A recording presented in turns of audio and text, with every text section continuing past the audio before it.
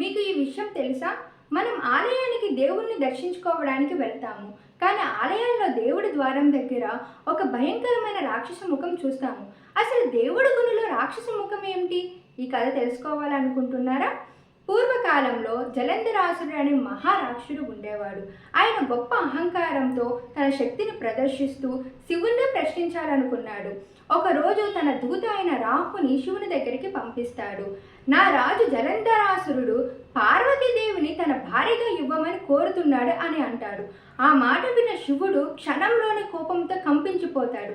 ఆ కోపంతో తన బ్రూకనిలో నుంచి ఒక భయంకరమైన రాక్షస ప్రాణిని సృష్టిస్తాడు.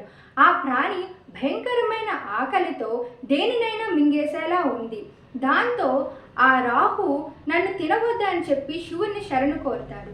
కరుణామయుడైన శివుడు ఈ అహంకారానికి కారణమైన వారిని వదిలే అని ప్రాణితో చెప్తాడు. ఆ ప్రాణి తనని పని పూర్తయిందని భావిస్తుంది. కాకపోతే తన ఆకలిని తట్టుకోలేకపోతుంది. దాంతో శివుడు నీ ఆకలిని నువ్వే తీర్చుకో అని అంటాడు. శివుడు ఆజ్ఞ మేరకు ఆ ప్రాణి తన శరీరాన్ని తానే తినేసి ముఖాన్ని మాత్రం వదిలేస్తుంది. ఆయన త్యాగానికి మెచ్చిన శివుడు తనకు వరం ఇస్తాడు. నీ పేరు కీర్తిముఖం, నీవు నా ఆలయ ద్వారాన్ని కాపాడాలి, నా దర్శనానికి నీ దర్శనం జరగాలి అని వర్ణించాడు. అసలు శివుడు జలంధరాసుని ఎందుకు వదిలేశాడు? జలంధరాసుడు వదనం జరిగిందా? దీని గురించి తెలుసుకోవాలంటే తర్వాత వీడియోలో తెలుసుకుందాం. మీకు ఈ వీడియో నచ్చినట్లయితే please do like, share and subscribe. ఓం నమః శివాయ.